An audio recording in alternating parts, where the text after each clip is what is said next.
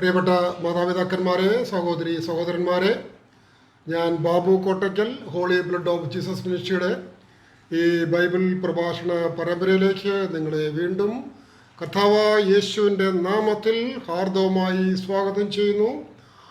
നിങ്ങൾക്ക് എല്ലാവിധ നന്മകളും അഭിലഷിക്കുകയും നിങ്ങളുടെ നന്മകൾക്ക് വേണ്ടി ഞങ്ങളുടെ മിനിസ്ട്രി സദാസമയവും പ്രാർത്ഥിക്കുകയും ചെയ്യുന്നു. പ്രിയപ്പെട്ടവരെ, നമ്മൾ ഇന്ന് ചിന്തിക്കുന്നത്, നമ്മുടെ ഇന്നത്തെ study material the promise of God, ദൈവത്തിൻ്റെ വാഗ്ദാനം. നമുക്കറിയാം, പലപ്പോഴും മനുഷ്യർക്ക് പ്രോമിസ് കൊടുത്താലും ചിലപ്പോഴൊക്കെ അത് വളരെ തന്ത്രപരമായിട്ട് ആ വാഗ്ദാനം ലംഘിക്കുന്ന അവസ്ഥകൾ നമ്മുടെയൊക്കെ ജീവിതത്തിൽ ഉണ്ടാവാറുണ്ട്. നമ്മൾ കൊടുത്ത വാഗ്ദാനങ്ങൾ ഒരുപക്ഷെ ലംഘിച്ചിട്ടുണ്ടായിരിക്കാം, അല്ലെങ്കിൽ മറ്റു മനുഷ്യർ നമുക്ക് നൽകിയുള്ള വാഗ്ദാനങ്ങൾ ലംഘിക്കപ്പെട്ടിട്ടുണ്ടായിരിക്കാം. ഇതൊക്കെ പലപ്പോഴും മനുഷ്യൻ്റെ ഒരു നിസ്സഹായത കൊണ്ടൊക്കെ സംഭവിച്ചു പോകുന്നതാണ്. പക്ഷെ ദൈവം ഒരു മനുഷ്യനോട് ഒരു കാര്യം പ്രോമിസ് ചെയ്താൽ ദൈവത്തിൻ്റെ ആ പ്രോമിസിന് യാതൊരു മാറ്റവും ഉണ്ടാകില്ല. അത് 100% കൃത്യമാണ്. ഞാൻ തന്നെ അതിനൊരു വിറ്റ്നസ്സാണ്. ദൈവം എന്നോട് ചെയ്ത ഒരു പ്രോമിസ് എൻ്റെ ലൈഫിൽ അത് ഫുൾഫിൽ ചെയ്തതിൻ്റെ ഒന്നല്ല, പല പ്രോമിസുകൾ, അതിനൊരു വിറ്റ്നസ്സാണ് ഞാൻ. പ്രിയപ്പെട്ടവരെ, നമ്മൾ ഇന്ന് വളരെ ഇൻട്രസ്റ്റിംഗ് ആയിട്ടുള്ള ഒരു ബൈബിൾ സന്ദർഭമാണ് പഠിക്കുന്നത്. സെൻറ്റ് പോളിൻ്റെ ലെറ്റർ ടു റോമൻ ചർച്ചിന് സെൻറ്റ് പോൾ എഴുതിയ കത്തുകളുണ്ടല്ലോ, അതിൻ്റെ 4-ാം അധ്യായത്തിൻ്റെ 19 മുതൽ 25 വരെയുള്ള വാക്യങ്ങൾ. അതിൽ ദൈവത്തിൻ്റെ പ്രോമിസ് എത്രത്തോളം കോൺക്രീറ്റാണ്, അതെത്ര സിൻസിയറാണ് എന്നുള്ളത് സെൻറ്റ് പോൾ നമ്മെ പഠിപ്പിക്കുകയാണ്. അദ്ദേഹം പഠിപ്പിക്കുന്നത് അത് എബ്രാഹത്തിൻ്റെ ലൈഫിൽ ദൈവം എങ്ങനെയാണ് അബ്രാഹത്തിന് നൽകിയ പ്രോമിസ് നിവർത്തിയാക്കിയത്. അതാണ് അദ്ദേഹം ഇവിടെ ഈ സെൻറ്റ് പോള് തൻ്റേതായിട്ടുള്ള ഒരു നിരീക്ഷണത്തിൽ ഈ റോമൻ ചർച്ചിന് എഴുതിയ കത്തുകളിൽ ലേഖനത്തിൻ്റെ 4-ാം അധ്യായത്തിൻ്റെ 19 മുതൽ 25 വരെയുള്ള വാക്യങ്ങളിൽ കൂടി നമ്മെ പഠിപ്പിക്കുന്നത്. ഞാനൊന്ന് വായിക്കാം. റോമൻ ലേഖനം 4-ന്റെ 19 മുതൽ 25 വരെ. He did not weaken in faith. എന്താണ് he did not weaken in faith? He എന്ന് ഉദ്ദേശിക്കുന്നത് അബ്രാഹമാണ്. അബ്രാഹം വിശ്വാസത്തിൽ ക്ഷീണിതനായില്ല. അബ്രാഹത്തിൻ്റെ വിശ്വാസം നഷ്ടപ്പെട്ടില്ല. അബ്രാഹത്തിനോട് ദൈവം നൽകിയ പ്രോമിസ് അത് ഫുൾഫിൽ ചെയ്യാൻ സമയമെടുത്തപ്പോൾ അത് ദൈവം മറന്നു കാണും, അല്ലെങ്കിൽ ദൈവം അത്ര നല്ല പുള്ളിയൊന്നുമില്ല, ദൈവം എന്നെ വിസ്മരിച്ച് കാണും, എന്നെ ഒരുപക്ഷെ ദൈവം ഉപേക്ഷിച്ച് കളയാനും സാധ്യതയുണ്ട്. അങ്ങനെയൊന്നും അബ്രാഹം ചിന്തിച്ചില്ല. പ്രിയപ്പെട്ടവർ, he did not weaken in faith. പിന്നെയാണ് നമ്മൾ ഇതിൻ്റെ ഒരു രസകരമായ കാര്യത്തിലേക്ക് വരുന്നത്. When he considered his own body which was already as good as dead. എന്നിട്ട് പറയാണ് ബ്രാക്കറ്റിൽ, for he was about 100 years old. അതായത് അബ്രാഹം മൃതപ്രായനായിരുന്നു. ബ്രാക്കറ്റിൽ പറയാണ്, അബ്രാഹത്തിൻ്റെ ഈ സംഗതി വിവരിക്കുന്ന സമയത്ത് അബ്രാഹത്തിൻ്റെ ഫിസിക്കൽ ബോഡിയുടെ ഏജ് എത്രയാണ്? 100 വയസ്സാണ്. 100 വയസ്സായപ്പോൾ അബ്രാഹത്തിൻ്റെ ബോഡിയൊക്കെ ഇങ്ങനെ ക്ഷീണിച്ചു, മസിലുകളുടെ കട്ടി കുറഞ്ഞു, എന്താ പറയുക, ശരീരത്തിൻ്റെ മാംസളത്വമുണ്ടല്ലോ, ആ ഫ്ലഷൊക്കെ ഇങ്ങനെ ഡ്രൈ ആയി തുടങ്ങി.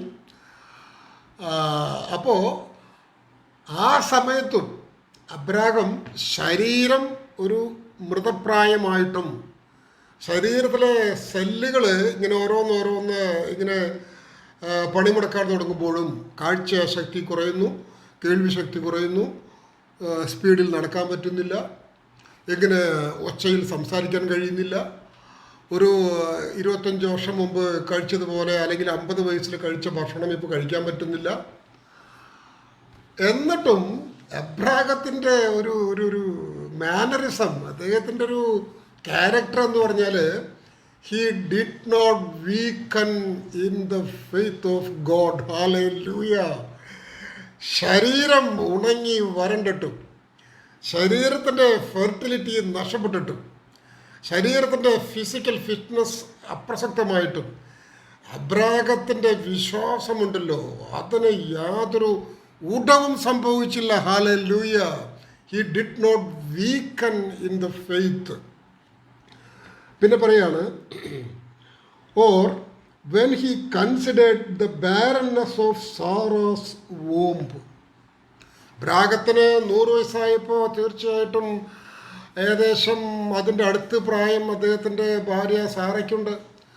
അബ്രാഹത്തിന് 100 ആണെങ്കിൽ തീർച്ചയായിട്ടും ഒരു 95, 94, 96 വയസ്സ് സാറയ്ക്കുണ്ട്. പറയാണ് സാറയുടെ ദ ബാരൻനെസ് ഓഫ് വോംബ്. സാറയുടെ ഗർഭപാത്രത്തിൻ്റെ ബാരൻനെസ് എന്ന് പറഞ്ഞാൽ വന്ധ്യത്വം, ഇൻഫെർട്ടിലിറ്റി. ഇപ്പോൾ ഒരു 95, 96 വയസ്സുള്ള ഒരു സ്ത്രീയുടെ ഗർഭപാത്രം അതിൻ്റെ ആ ഫെർട്ടിലിറ്റിയിലാണ് നഷ്ടപ്പെട്ട് അത് ഡ്രൈ ആയി ചുങ്ങിപ്പോയിട്ടുണ്ടാവും. പിന്നൊരു ഗർഭം ധരിക്കാനുള്ള സാധ്യതയില്ലല്ലോ.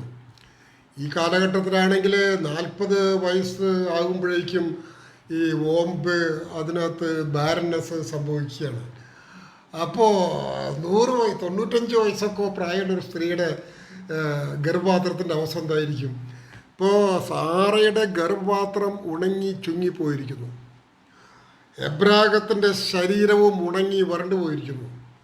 പക്ഷേ ഉണങ്ങാത്ത, വരണ്ടു പോകാത്ത, നശിച്ചു പോകാത്ത, ഉടഞ്ഞു പോകാത്തൊരു കാര്യമുണ്ട്. അത് അബ്രാഹത്തിൻ്റെ വിശ്വാസമാണ്. എന്താണ് വിശ്വാസം? ഉൽപ്പത്തി പുസ്തകത്തിൻ്റെ ബുക്ക് ഓഫ് ജനസിസ് 12:2 എന്താ പഠിപ്പിക്കുന്നത്? ദൈവമായ കർത്താവ് മാമ്രെ എന്ന് പറയുന്ന ഒരു ലാൻഡ് ലോഡിൻ്റെ ഒരു ഓക്ക് പ്ലാന്റേഷനുണ്ട്. അതിൻ്റെ അടുത്താണ് അബ്രാഹത്തിൻ്റെ വീട്.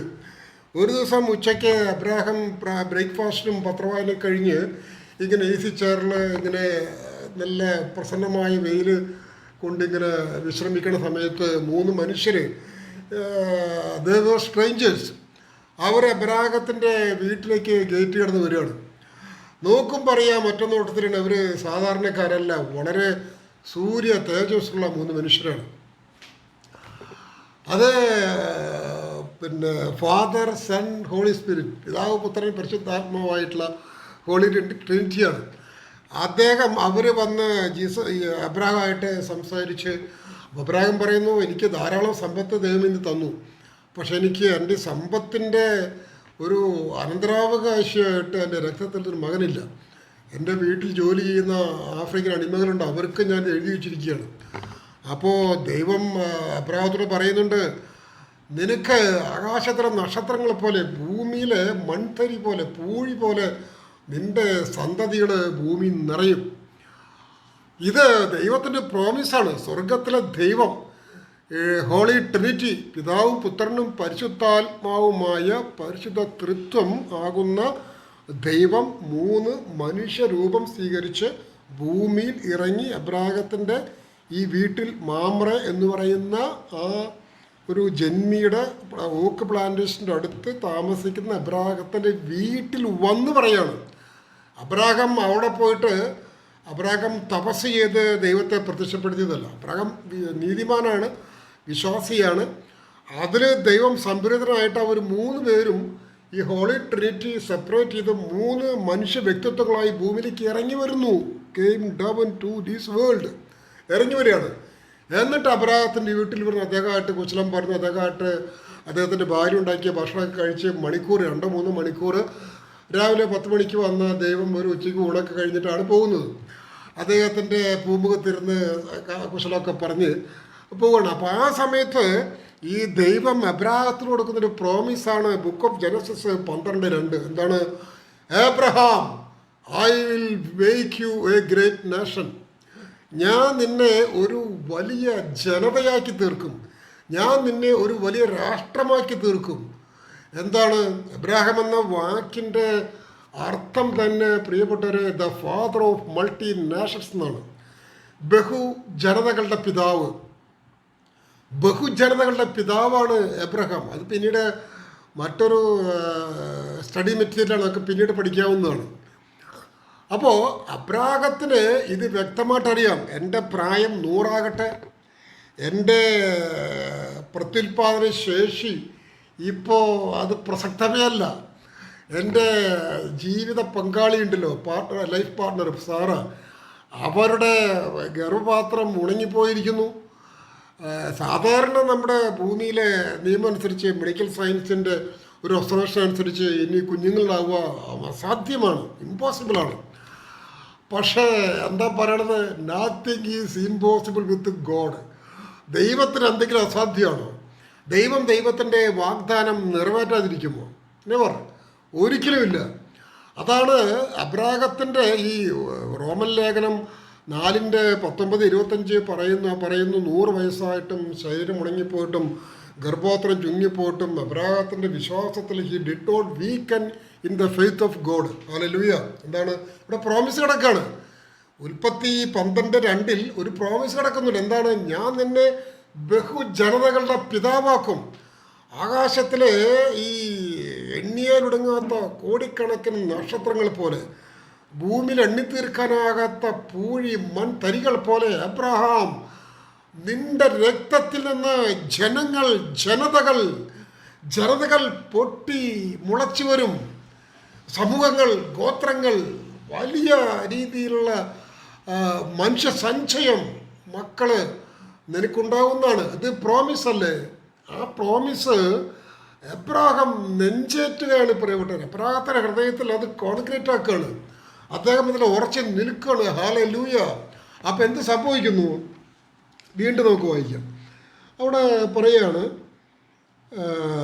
No distrust made him waver concerning the promise of God, but he grew strong in his faith as he gave glory to God. ഇതാണ് ഇങ്ങനെ, അതായത് ഒരു 75 വയസ്സൊക്കെ പ്രായമുള്ളപ്പോഴാണ് ദൈവം അബ്രാഹത്തിന് പ്രത്യക്ഷപ്പെട്ട് ഉൽപ്പത്തി 12:2 പറയുകയാണ്, ഞാൻ നിന്നെ ബഹുജനതകളുടെ പിതാവാക്കി മാറ്റും. പക്ഷേ വയസ്സിപ്പോൾ 100 വയസ്സ്, 25 വർഷവും ദൈവത്തിൻ്റെ ഈ പ്രോമിസ് തൻ്റെ ജീവിതത്തിൽ, കുടുംബത്തിൽ നിറവേറുന്നതിന് വേണ്ടി അനുസ്യൂതം നിരന്തരം കണ്ടിന്യൂസായിട്ട് പ്രാർത്ഥിച്ചു കൊണ്ടിരിക്കുന്ന അബ്രാഹത്തിന് യാതൊരു മറുപടിയും കിട്ടുന്നില്ല. There is no answer from the heaven. ദൈവം മൗനിയായി പോവുകയാണ്. പക്ഷെ എന്നിട്ടും ദർ വാസ് നോ ഡിസ്ട്രസ്റ്റ്. അബ്രാഹത്തിന് യാതൊരു ഡിസ്ട്രസ്റ്റ്, അവിശ്വാസവും ദൈവത്തിലുണ്ടായില്ല. കാരണം ദൈവത്തിന് സങ്കീർത്തനം 75:2 എന്താ പഠിപ്പിക്കുന്നൊരു, ദൈവം അദ്ദേഹം നിശ്ചയിച്ച സമയത്ത് നീതിയോടെ കാര്യങ്ങൾ നിർവഹിക്കും. മനുഷ്യൻ്റെ ഒരു സമയമല്ലല്ലോ ദൈവത്തിൻ്റെ സമയം. ഉൽപ്പത്തി പുസ്തകത്തിൽ തന്നെ പറയുന്നുണ്ട്, ദൈവത്തിന് ദൈവത്തിൻ്റെതായിട്ടുള്ള വഴിയാണ്, മനുഷ്യൻ്റെ വഴിയല്ല ദൈവത്തിൻ്റെ വഴി. ഹീ ഹാസ് ഹിസ് ഓൺ വേ. നമുക്കൊരു വഴിയുണ്ട്, പക്ഷെ ആ വഴിയിലേക്ക് ദൈവം ഇറങ്ങി വരണം എന്ന് പറഞ്ഞാൽ ഇമ്പോസിബിൾ. ദൈവം ഒരിക്കലും നമ്മോട് ചെയ്ത ഉടമ്പടി ലംഘിക്കില്ല, ഉറപ്പാണത്. കാരണം എന്നോട് ദൈവം ഒരു ഉടമ്പടി ചെയ്തു. ആ ഉടമ്പടി ഒരു 2017 ആ ഉടമ്പടി എന്ന് പറയുന്നത് ഇതാണ്, സങ്കീർത്തനം 37 സങ്കീർത്തനത്തിൻ്റെ 6 വാക്യമാണ്.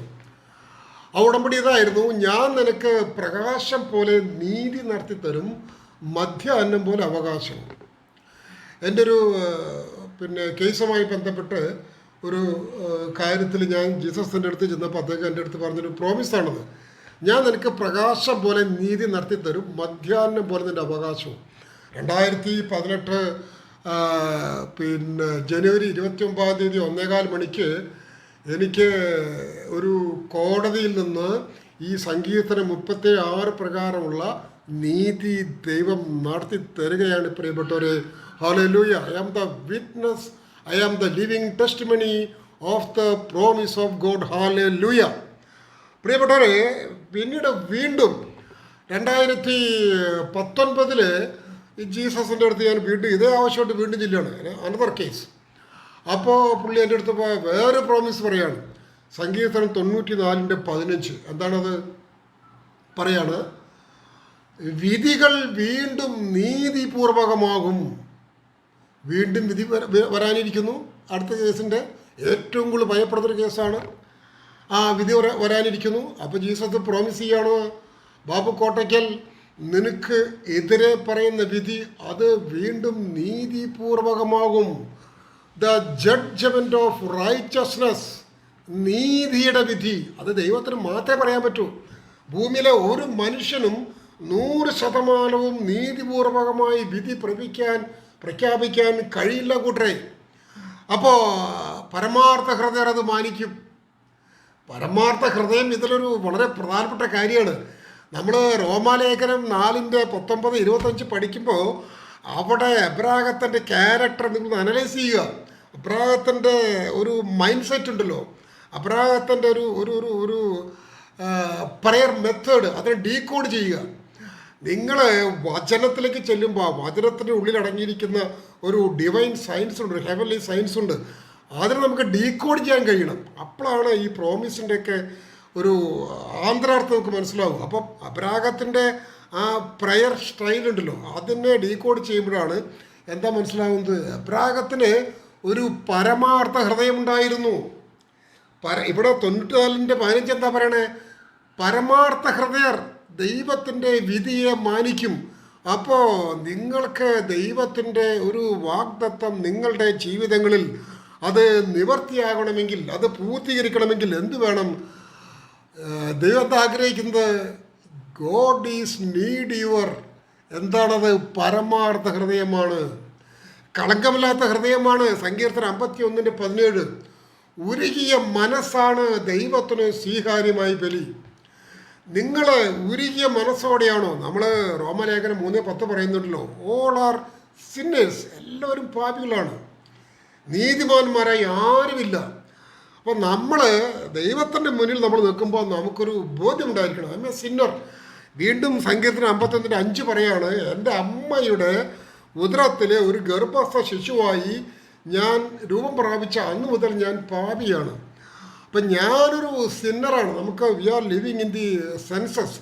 നമ്മൾ ഇന്ദ്രിയങ്ങൾ ജീവിക്കുന്നവരാണ്. നമ്മുടെ ഇന്ദ്രിയങ്ങളുടെ ഒരു നേച്ചർ എപ്പോഴും ഇങ്ങനെ അങ്ങനെ പാപത്തിലേക്ക് ആണ്ടുപോകുന്ന ഒരു സ്വഭാവമാണ് നമ്മുടെ ഇന്ദ്രിയങ്ങൾക്ക്.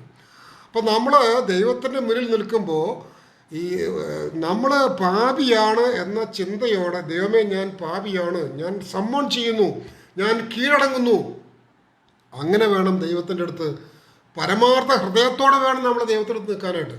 അങ്ങനെ പരമാർത്ഥ ഹൃദയത്തോടെ നിൽക്കുന്ന പ്രാർത്ഥിക്കുന്ന മനുഷ്യരോട് ദൈവം തൻ്റെ വാഗ്ദത്തം നിറവേറ്റുക തന്നെ ചെയ്യും. അത് കിങ് ഡേവിഡിൻ്റെ ലൈഫിൽ നമ്മൾ വളരെ വ്യക്തമായിട്ട് കാണുകയാണ്. കിങ് ഡേവിഡ് എന്താ ചെയ്തത്? കിങ് ഡേവിഡിന് പ്രോമിസ് ഉണ്ട്. ആ കിങ് ഡേവിഡിൻ്റെ ദൈവം നൽകിയ പ്രോമിസ് അനുസരിച്ചാണ് ഡേവിഡ് ഷെപ്പേർഡായിട്ട് ഡേവിഡ് കിങ് ആയിട്ട് മാറിയത്. അത് സെക്കൻഡ് കിങ് ഓഫ് ഇസ്രയേൽ. അത് ഇസ്രയേൽ എന്ന് പറഞ്ഞാൽ അവിഭക്തി ഇസ്രയേലാണ്. യൂദയ, സമാരിയ, ഇസ്രയേൽ എല്ലാം കൂടെ ചേർന്ന രാജ്യം. പക്ഷേ ഡേവിഡ് ഒരു രാജാവ് ചെയ്യാൻ പാടുന്നൊരു പാവം ചെയ്യാണ്. അപ്പോൾ ഒരു പട്ടാളക്കാരൻ്റെ ഭാര്യയെ അദ്ദേഹം കാണുന്നു, അവളെ അഭിലഷിക്കുന്നു, അവളെ വിവാഹം ചെയ്യാൻ ആഗ്രഹിക്കുന്നു. അതിനുവേണ്ടി അദ്ദേഹം 12ഓളം നിയമങ്ങൾ ലംഘിക്കുകയാണ്. ദൈവത്തിൻ്റെയും മനുഷ്യൻ്റെയും 12-ൽ പല നിയമങ്ങൾ ലംഘിച്ചുകൊണ്ട് ഒരു പട്ടാള യുദ്ധരംഗത്തുള്ള ആ സ്ത്രീയുടെ ഭർത്താവ് വാർ സൈറ്റിൽ യുദ്ധം ചെയ്തുകൊണ്ടിരിക്കുക, വാർ ഫ്രണ്ടിൽ നിന്നുകൊണ്ട്. ഏത് രാജാവിന് വേണ്ടിയാണോ ആ മനുഷ്യ യുദ്ധം ചെയ്യുന്നത്, അതേ രാജാവ് തന്നെ തൻ്റെ ഭാര്യയെ സ്വന്തമാക്കാൻ വേണ്ടി ഇവിടെ ഗൂഢതന്ത്രങ്ങൾ ആവിഷ്കരിക്കുകയാണ്. ആ സ്ത്രീയുടെ ഭർത്താവിനെ വളരെ കോൺഫറൻസൊക്കെ ആസൂത്രണം ചെയ്ത് കൊന്നു കളഞ്ഞിട്ടാണ് ഈ സ്ത്രീയെ, ബെർശബ എന്ന് പറഞ്ഞ സ്ത്രീയെ അന്തപുരത്തിലേക്ക് കൊണ്ടുവന്ന് തൻ്റെ ഭാര്യയ്ക്ക് മാറ്റുന്നത്. പക്ഷേ അതിനുശേഷം താൻ പാപം ചെയ്തു എന്ന് ദാവീദിന് ചിന്തിക്കാൻ പോലും പറ്റുന്നില്ല. ദാവീദ് ഇങ്ങനെ താൻ ആഗ്രഹിച്ച അതിസുന്ദരിയായ ഒരു ഭാര്യയെ കിട്ടിയതിൻ്റെ ഹാങ് ഓവറിലാണ്. അപ്പോഴാണ് ദൈവം പ്രവാചകനെ അയക്കുകയാണ്, നാഥാൻ പ്രവാചകൻ. ആ പ്രോഫറ്റ് ചെന്നിട്ട് ഒരു ഉപമയിൽ കൂടി ദാവീദിൻ്റെ അടഞ്ഞുപോയ ഹൃദയത്തെ ഓപ്പൺ ചെയ്യുകയാണ്. അപ്പോഴാണ് പുള്ളിക്ക് മനസ്സിലാകുന്നത്, ഞാൻ ദൈവത്തിനും മനുഷ്യനുമെതിരെ പാപം ചെയ്തു പോയി. നമുക്ക് ഇങ്ങനൊരു മൈൻഡ് സെറ്റിലേക്ക് ഇറങ്ങി വരാൻ കഴിയുമോ ദാവീദിൻ്റെ പോലെ? അപ്പോഴാണ് പുള്ളി മാറിയിരുന്നിട്ട് ദൈവത്തോട് ഇങ്ങനെ സമ്മോൺ ചെയ്ത് പ്രാർത്ഥിക്കുക, പറ്റുമേ കർത്താവേ എന്നോട് ക്ഷമിക്കണം, ഒരു ദുർബല നിമിഷത്തിൽ എനിക്ക് അങ്ങനൊരു അബദ്ധം പറ്റിപ്പോയി, എന്നോട് ക്ഷമിക്കുക. ആ ക്ഷമാപണം ഉണ്ടല്ലോ, ആ പ്രാർത്ഥനയുണ്ടല്ലോ, ആ കീഴടങ്ങളുണ്ടല്ലോ, അത് പരമാർത്ഥ ഹൃദയത്തോടെയായിരുന്നു 94:15 സങ്കീർത്തനം. എന്ത് സംഭവിച്ചത്? അങ്ങനെ അദ്ദേഹം എഴുതിയ സങ്കീർത്തനമാണ് 51. കർത്താവ് അങ്ങയുടെ കാരുണ്യം അതെത്ര മഹത്തരമാണ്, അങ്ങയുടെ രക്ഷ എന്നിൽ നിന്ന് എടുത്ത് മാറ്റരുത്, അങ്ങയുടെ പരിശുദ്ധാത്മാവിനെ എന്നിൽ നിന്ന് എടുത്ത് കളയരുത്. പരമാർത്ഥ ഹൃദയത്തോടു കൂടിയ മനുഷ്യൻ നെഞ്ച് പിളർന്ന് പ്രാർത്ഥിക്കാണ് പ്രിയപ്പെട്ടവർ. എന്താ ചെയ്തത്? ആ പരമാർത്ഥ ഹൃദയത്തിൻ്റെ വിലാപം, കരച്ചിൽ, പ്രാർത്ഥന, വേവലാതി, ആകുലത ദൈവം അത് എൻഡോഴ്സ് ചെയ്യുന്നു. ആ തെറ്റിനെ ദൈവം റെക്ടിഫൈ ചെയ്യുന്നു. അതിൽ നിന്ന് ജനിച്ച മകനാണ് കിങ് സോളമൻ, അപ്പയേക്കാൾ മഹത്തായ പാണ്ഡിത്യമുള്ള മഹാനായ ചക്രവർത്തി. അപ്പോൾ ഇവിടെ അബ്രാഹത്തിൻ്റെ പ്രോമിസിൽ അബ്രാഹം ഉറച്ചു നിൽക്കുന്നു. എന്താണത്? പ്രായമാകട്ടെ, ഭാര്യയുടെ ഗർഭപാത്രം ചുങ്ങിപ്പോകട്ടെ, പക്ഷെ ദൈവം എന്നോട് പറഞ്ഞിട്ടുള്ള എന്താണ്? ഞാൻ ബഹുജനതകളുടെ പിതാവായിത്തീരും. പിന്നീട് നമുക്കറിയാം, ചരിത്രം പഠിക്കുമ്പോൾ അറിയാം, നമ്മൾ അദ്ദേഹം ഹാഗർ എന്ന് പറയുന്ന തൻ്റെ വീട്ടിലെ ഒരു സെറബൽ ലേഡി ഭാര്യയുടെ അനുഭവത്തോടു കൂടി ആ സ്ത്രീയുമായിട്ട് ബന്ധം സ്ഥാപിക്കുകയും അവർക്കൊരു മകൻ ജനിച്ചു, ഇസ്മയിൽ ഒരു വലിയ ജനതയായിത്തീർന്നു. ആ മരുഭൂമിയിൽ വെച്ച് അബ്രാഹത്തിൻ്റെ വീട്ടിൽ നിന്ന് ഹാഗാറും ഇസ്മയിലും മകനും അവിടുന്ന് സെപ്പറേറ്റ് ചെയ്ത് പോകുന്ന സമയത്ത് മരുഭൂമിയിൽ വെച്ച് ഈ ഭക്ഷണവും വെള്ളമൊക്കെ തീർന്നു പോയി ഈ കുഞ്ഞ് ബാലനാട്ടിലെ ഇസ്മയിൽ മരിക്കാൻ പോവുകയാണ്. ദാഹിച്ച് തൊണ്ട വരണ്ട് മരിക്കാൻ പോകുന്നു. ആ സമയത്ത് ഹാഗാറിൻ്റെ വിലാപമുണ്ട്. ഇങ്ങനെ ചക്രവാളങ്ങളെ എന്താ പറയുക, ഞെട്ടിച്ച് കളഞ്ഞ വിലാപമുണ്ട്. ആ വിലാപം കേട്ടുകൊണ്ട് ദൈവം ഇറങ്ങി വരികയാണ്. അവിടെ ആ മരുഭൂമിയിൽ ഒരു നീരുറവ പൊട്ടിപ്പുറപ്പെടുന്നു. എന്നിട്ട് ദൈവം ഹാഗാറിനോട് പറയുന്ന ഒരു പ്രോമിസ് ഉണ്ട്, നിന്റെ മകൻ ഇസ്മയിലുണ്ടല്ലോ, അവനും ഒരു വലിയ ജനതയായി തീരും. ഹല്ലേലൂയ. അബ്രാഹത്തിൻ്റെ ആദ്യ സന്തതിയാണ് ഈ ഇസ്മയിൽ എന്ന് പറയുന്നത്. അത് ഹാഗാറിൽ ജനിച്ചതാണ്, ഔദ്യോഗിക ഭാര്യ അല്ല എന്നാണ് ബൈബിള് പഠിപ്പിക്കുന്നത്. അപ്പോൾ ഹാഗാറിൽ ജനിച്ച ഇസ്മയിലും ഒരു വലിയ ജനതയായി തീരും. നമുക്കറിയാം ഇസ്മയിലിൻ്റെ സന്തതി പരമ്പര ഇന്ന് ലോകം വ്യാപിച്ചിരിക്കുകയാണ്.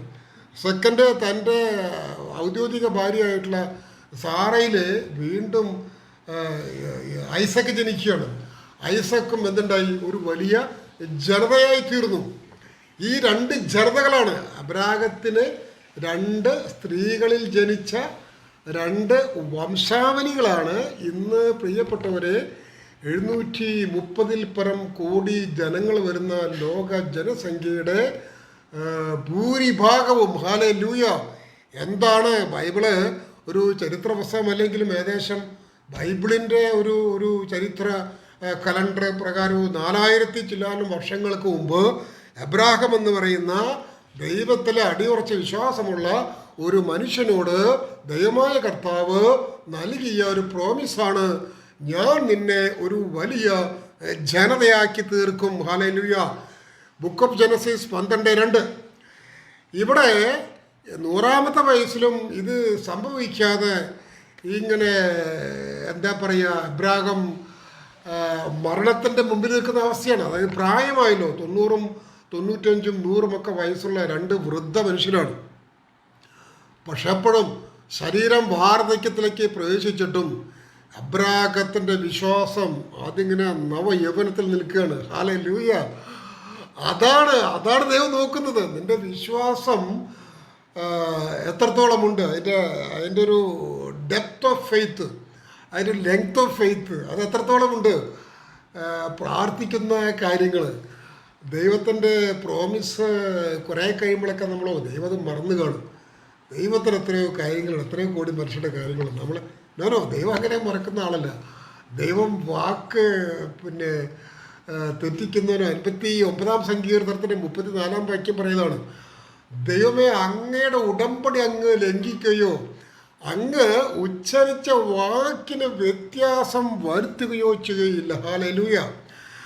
അപ്പോൾ അങ്ങനെ അബ്രാഹത്തിന് 100-ാമത്തെ 99 വയസ്സ് അബ്രാഹത്തിന് പ്രായമുള്ളപ്പോഴാണ് സാറ വീണ്ടും ഗർഭിണിയാകുകയാണ്. ഹല്ലേലൂയ.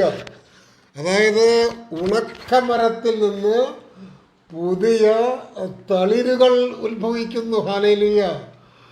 ഉണക്കമരം പുഷ്പിക്കുന്നു. ഹല്ലേലൂയ. പ്രിയപ്പെട്ടവരെ, 99 വയസ്സ് അബ്രാഹത്തിൻ്റെ ശരീരത്തിന് പ്രായമുള്ളപ്പോൾ അബ്രാഹത്തിൻ്റെ ഭാര്യ സാറ ഗർഭിണിയായി. ആ സ്ത്രീ അബ്രാഹത്തിൻ്റെ 100 വയസ്സ് പ്രായമുള്ളപ്പോൾ ഐസക്കിന് ജന്മം കൊടുക്കുകയാണ്.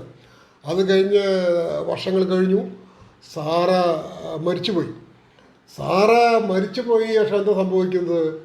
അബ്രാഹത്തിന് എനിക്ക് തോന്നുന്നു അപ്പോൾ ഒരു 125 130 വയസ്സിൻ്റെ അടുത്ത് അബ്രാഹത്തിന് പ്രായം കാണും.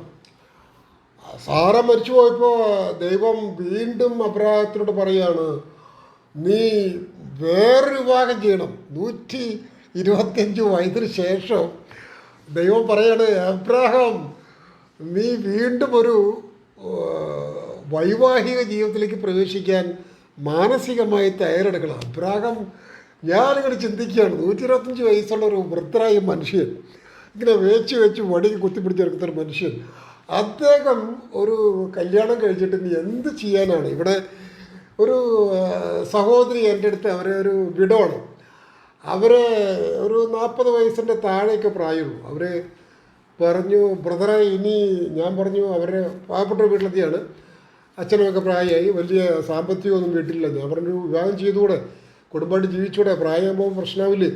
അവരോട് ഇനിയിപ്പോൾ ഈ പ്രായത്തിൽ കല്യാണം കഴിച്ച് എന്ത് ചെയ്യാനായിട്ടാണ്? ഞാനൊന്നും പറഞ്ഞില്ല, അവരുടെ വിശ്വാസം അത്രയേ ഉള്ളൂ, ഓക്കെ എന്ന് പറഞ്ഞു.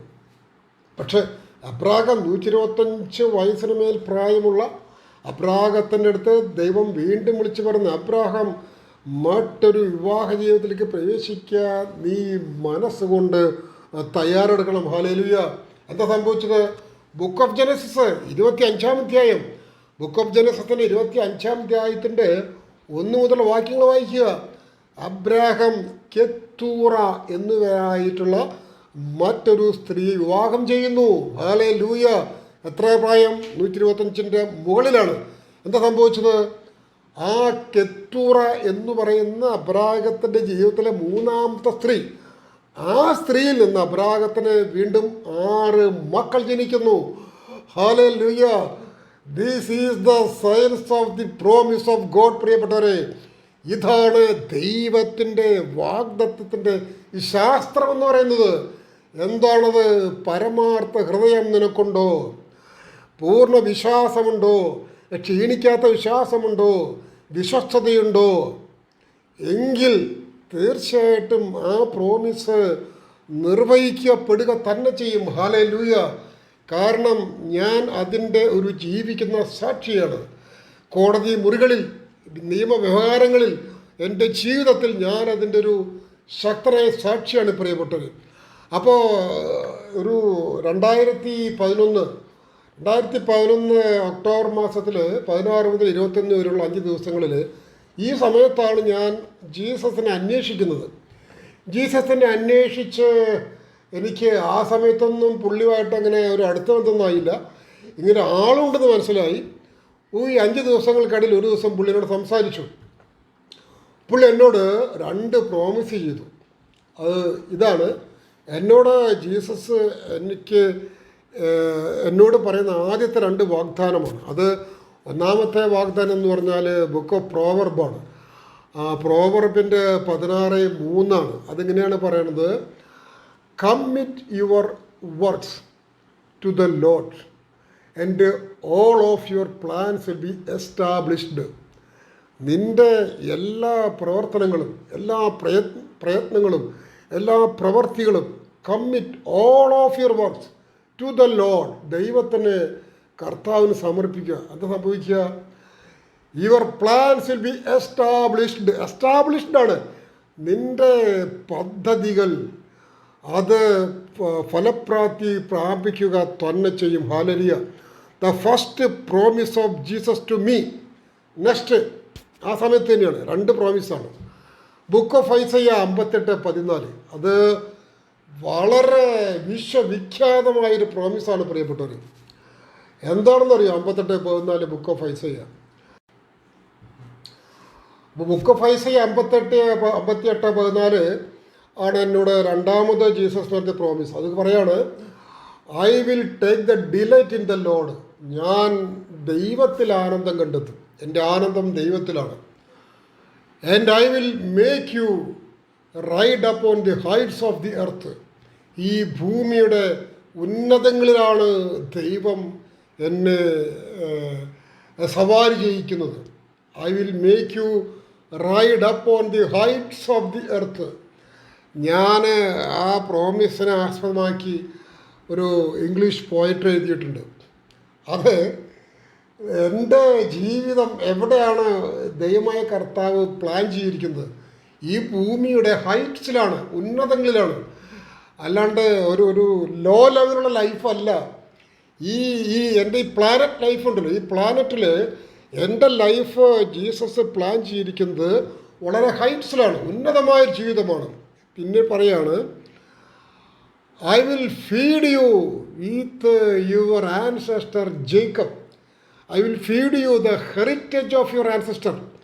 എൻ്റെ പൂർവ്വ പിതാവായ ജേക്കബ് എന്ന് പറഞ്ഞാൽ ഓൾഡ് ടെസ്റ്റ്മെൻ്റ് ഒരു ക്യാരക്ടറാണ്. ഇപ്പം നമ്മൾ ന്യൂ ടെസ്റ്റ്മെൻറ്റിൽ ജീവിക്കുന്നവരല്ലേ. ഇപ്പോഴത്തെ എൻ്റെ പൂർവ്വ പിതാവ് എന്ന് പറഞ്ഞാൽ ജീസസ് ക്രൈസ്റ്റാണ്. Jesus Christ, I will feed you with the heritage of your ancestor, your heavenly father Jesus Christ. Jesus ക്രൈസ്റ്റായ എൻ്റെ പിതാവ് എനിക്ക് വേണ്ടി ഒരുക്കി വെച്ച ഒരു ഹെറിറ്റേജ് ഉണ്ട്, ഒരു പാരമ്പര്യമുണ്ട്. എന്താണത്?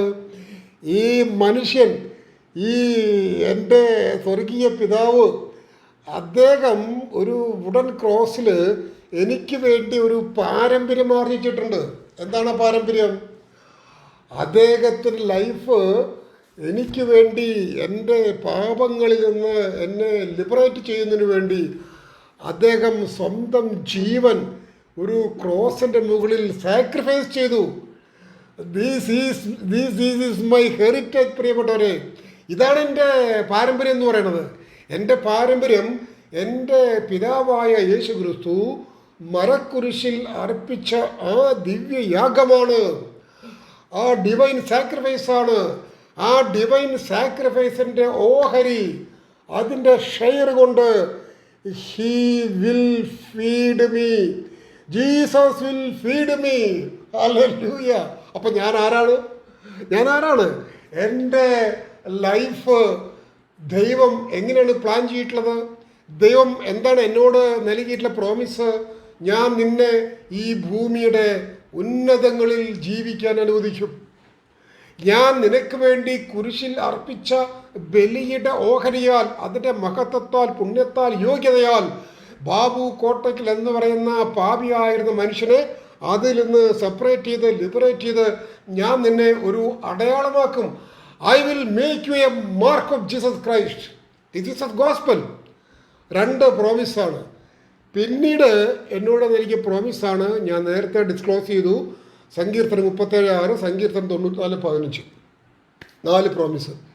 5ാമതൊരു പ്രോമിസ് ഉണ്ട്. 5ാമതൊരു പ്രോമിസ് ഇപ്പോൾ ഞാൻ ഡിസ്ക്ലോസ് ചെയ്യുന്നില്ല. കാരണം അതിൻ്റെ അബ്രാഹത്തെ പോലെ ഞാൻ വെയിറ്റ് ചെയ്യാണ്. ആ പ്രോമിസ്, ഈ പ്രോമിസ്, ഈ വാഗ്ദാനം ദൈവം എൻ്റെ ജീവിതത്തിൽ അത് ഫുൾഫിൽ ചെയ്യുമെന്നുള്ള ഉറച്ച ഒരു വിശ്വാസം എനിക്കുണ്ട്. പക്ഷേ അങ്ങോട്ടുള്ള യാത്ര എന്ന് പറഞ്ഞാൽ പ്രിയപ്പെട്ടവരെ വളരെ കഠിനമാണ്. എബ്രാഹാം 25 വർഷം വളരെ യാതന അനുഭവിച്ച് പ്രാർത്ഥിച്ച് കാത്തിരുന്ന പോലെ ഞാനും വളരെ ദുഃഖകരമായ, വളരെ കല്ലും മുള്ളും നിറഞ്ഞ വഴിയിൽ കൂടി യാത്ര ചെയ്ത ആ പ്രോമിസാകുന്ന എൻ്റെ അൾട്ടിമേറ്റ് എയിമിലേക്ക് ഇങ്ങനെ മുന്നോട്ട് പോയിക്കൊണ്ടിരിക്കുകയാണ്. അപ്പോൾ എന്നോട് പറഞ്ഞ 2 പ്രോമിസുകൾ ഇപ്പോൾ ദൈവം ഈ 3 വർഷങ്ങൾക്കുള്ളിൽ അദ്ദേഹം അത് ഫുൾഫിൽ ചെയ്തിട്ടുണ്ട്. I am the witness of that promise. ഇനി അടുത്ത പ്രോമിസാണ് എന്ത്? പിന്നെ പ്രോവർബ് 16:3, ബുക്ക് ഓഫ് ഐസയ്യ 58:14, പിന്നെ മറ്റൊരു അത് എസ്തേറിൻ്റെ പുസ്തകത്തിൽ നിന്നാണ്, ബുക്ക് ഓഫ് എസ്തേറിൻ്റെ പുസ്തകത്തിൽ നിന്നുള്ള പ്രോമിസാണ്. വളരെ അമേസിംഗ് ആയിട്ടുള്ള പ്രോമിസാണത്.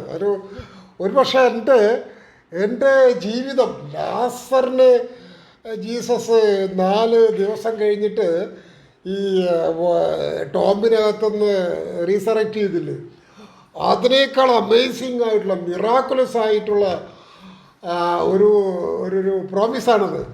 അത് സംഭവിച്ചു കഴിഞ്ഞാൽ ഒരു പക്ഷേ ഒരു ലോകം കണ്ടതിൽ വെച്ച് ഏറ്റവും വലിയ അത്ഭുതമായിരിക്കും. ദൈവ ശാസ്ത്രത്തിൻ്റെ പശ്ചാത്തലത്തിൽ പറയുകയാണെങ്കിൽ അതൊരു മഹത്തായ അത്ഭുതമായിരിക്കും. അപ്പോൾ ആ മഹത്തായ അത്ഭുതങ്ങൾ, മഹത്തായ പ്രോമിസുകൾ നമുക്ക് റിസീവ് ചെയ്യാനായിട്ട് നമുക്ക് അത്രത്തോളം മഹത്തരമായിട്ടുള്ള ത്യാഗങ്ങൾ ആവശ്യമാണ്. 25 വർഷം എബ്രാഹാം യാത്രയോടെ പ്രാർത്ഥിച്ചില്ലേ, അതുപോലെയുള്ള ദീർഘക്ഷമയും വളരെ കോൺക്രീറ്റ് ആയിട്ടുള്ള ഫെയ്ത്തും നമുക്ക് ആവശ്യമാണ്. നമ്മുടെ ലോയൽറ്റി, ഫെയ്ത്ത്ഫുൾനെസ് എല്ലാം ദൈവം പരീക്ഷിക്കുമല്ലോ. അപ്പോൾ അങ്ങനൊരു യാത്രയിലാണ് ഞാൻ. അപ്പോൾ ആദ്യത്തെ 2 പ്രോമിസുകൾ ദൈവം എൻ്റെ ജീവിതത്തിൽ ഫുൾഫിൽ ചെയ്തു എന്നുള്ളത് ഇത് ഒരു പകൽ പോലെ പരമാർത്ഥമായൊരു കാര്യമാണ് പ്രിയപ്പെട്ടവർ. അപ്പോൾ അബ്രാഹത്തിനോട് ദൈവം നൽകിയ പ്രോമിസ് ദൈവം നിവർത്തിയാക്കിയെങ്കിൽ, ബാബു കോട്ടകൽ എന്ന് പറയുന്ന മഹാപാപിയായ ഒരു മനുഷ്യനോട് ദൈവം നൽകിയ പ്രോമിസ് ദൈവം നിവൃത്തിയാക്കിയെങ്കിൽ, പ്രിയപ്പെട്ട എൻ്റെ സഹവിശ്വാസികളെ, എൻ്റെ സഹോദരി സഹോദരന്മാരെ, മാതാപിതാക്കന്മാരെ, നിങ്ങളോട് ദൈവം പല കാര്യങ്ങളും പ്രോമിസ് ചെയ്യുന്നുണ്ട്. നിങ്ങൾക്കത് കേൾക്കാൻ കഴിയുന്നുണ്ടോ? അത് ഹൃദയത്തിൽ സംഗ്രഹിക്കാൻ കഴിയുന്നുണ്ടോ? അതിനുവേണ്ടി ഉറച്ച വിശ്വാസത്തോടെ, ദീർഘക്ഷമയോടെ, പരമാർത്ഥ ഹൃദയത്തോടെ അബ്രഹാത്തെ പോലെ നിങ്ങൾക്ക് കാത്തിരുന്ന് പ്രാർത്ഥിക്കാൻ കഴിയുന്നുണ്ടോ? എങ്കിൽ ഞാൻ നിസ്സംശയം പറയാം, you will be the witness of the living God of Jesus Christ. There is no doubt. നിങ്ങൾ ആരുമാകട്ടെ, ഞാൻ വ്യക്തമായിട്ട് പറയാണ്, ഞാൻ എപ്പോഴും പറയാണ്, Jesus is not the founder of a religion. Jesus is not only the God of Christians, he is the God of all creatures, all living human beings. എല്ലാ ജീവിക്കുന്നവരുടെയും മരിച്ചവരുടെയും സകല ജീവജാലങ്ങളുടെയും ദൈവമാണ് ജീസസ്. അദ്ദേഹത്തിന് മതമില്ല, ജാതിയില്ല, ദേശമില്ല, രാജ്യമില്ല, അതിർത്തികളില്ല. ദൈവം അൺസീനാണ്, ആത്മാവാണ്. അദ്ദേഹം എല്ലായിടത്തും ഉണ്ട്. അപ്പോൾ അതുകൊണ്ട് നിങ്ങൾ കേൾക്കുന്ന എൻ്റെ പ്രിയപ്പെട്ട സഹോദരി സഹോദരന്മാരെ, മാതാപിതാക്കന്മാരെ, നിങ്ങളുടെ വിശ്വാസം അതവിടെ നിൽക്കട്ടെ. നിങ്ങൾക്ക് ദൈവത്തിൻ്റെ പ്രോമിസ് അത് ഏറ്റെടുക്കാൻ കഴിയുന്നുണ്ടോ? എങ്കിൽ അതിനുവേണ്ടി കാത്തിരിക്കാൻ തയ്യാറുണ്ടോ? പ്രാർത്ഥിക്കാൻ തയ്യാറുണ്ടോ? നമ്മുടെ പരമാർത്ഥ ഹൃദയത്തോടെ ദൈവത്തിൻ്റെ വാഗ്ദാനം സ്വീകരിക്കാനുള്ള മനസ്സുണ്ടോ? എങ്കിൽ അത് സംഭവിക്കുക തന്നെ ചെയ്യും. ഹല്ലേലൂയ.